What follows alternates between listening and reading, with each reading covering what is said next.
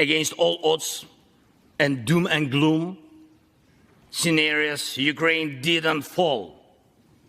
Ukraine is alive and kicking.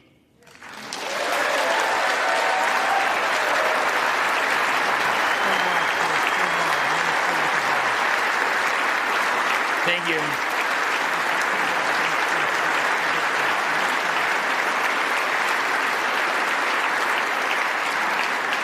And it gives me good reason to share with you our first joint victory. We defeated Russia in the battle for minds of the world.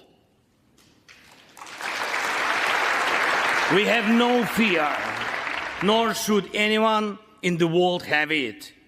Ukraine's gained this victory, and it gives us courage, which inspires the entire world.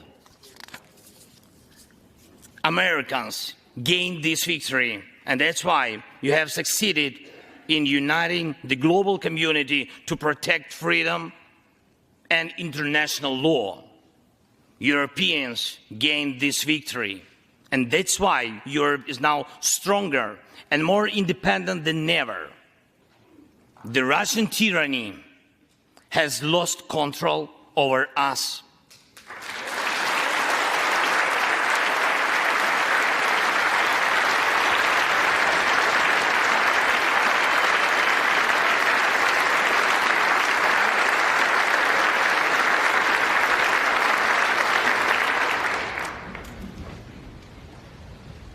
And it will never influence our minds again. Yet, we have to do whatever it takes to ensure that countries of the global south also gain such victory.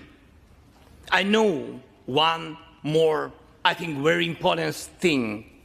The Russians will stand a chance to be free only when they defeat the Kremlin in their minds.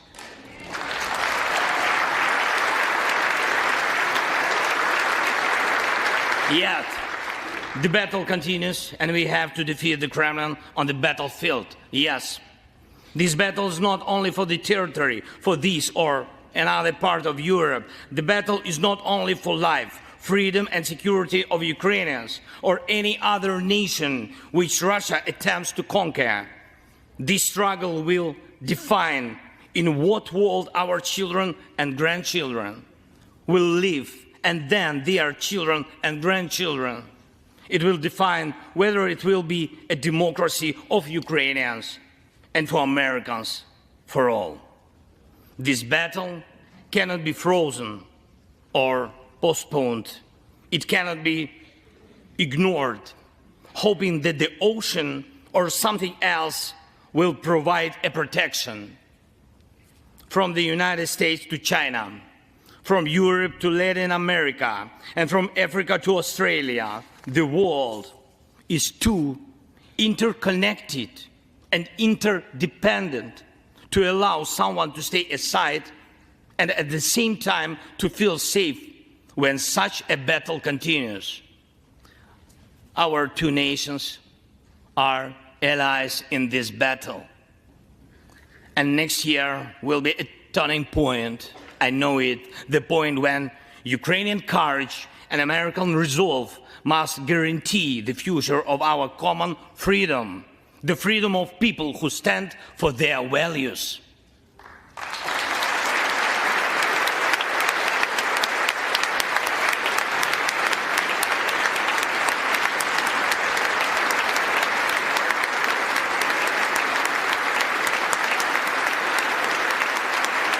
Ladies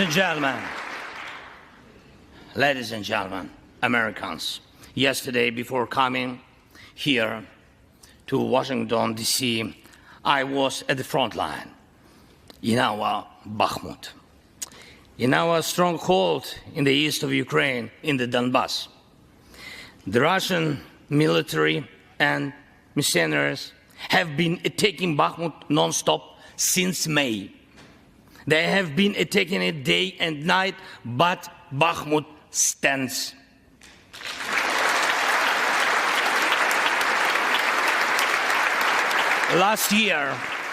Last year, 70,000 people lived there in Bakhmut, in this city, and now only few civilians stay. Every inch of that land is soaked in blood.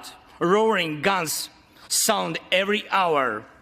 Trenches in the Donbas change hands several times a day in fierce combat and even hand fighting. But the Ukrainian Donbas stands.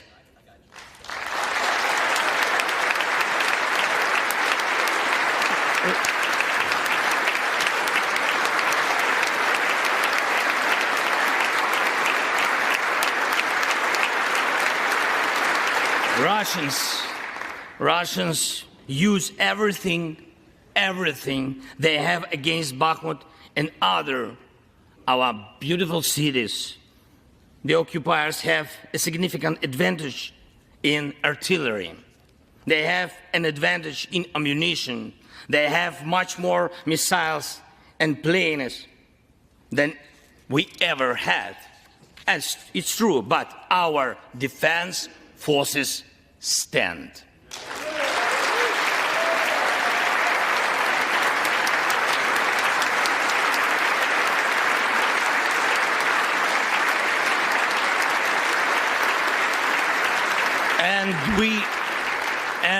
And we all are proud of them. The Russians' tactic is primitive. They burn down and destroy everything they see. They send thugs to the front lines. They send convicts to the war. They threw everything against us, similar to the other tyranny, which is in the Battle of the Bulge. Threw everything it had against the free world, just like the brave American soldiers which held their lines and fought back Hitler's forces during the Christmas of 1944. Brave Ukrainian soldiers are doing the same to Putin's forces this Christmas.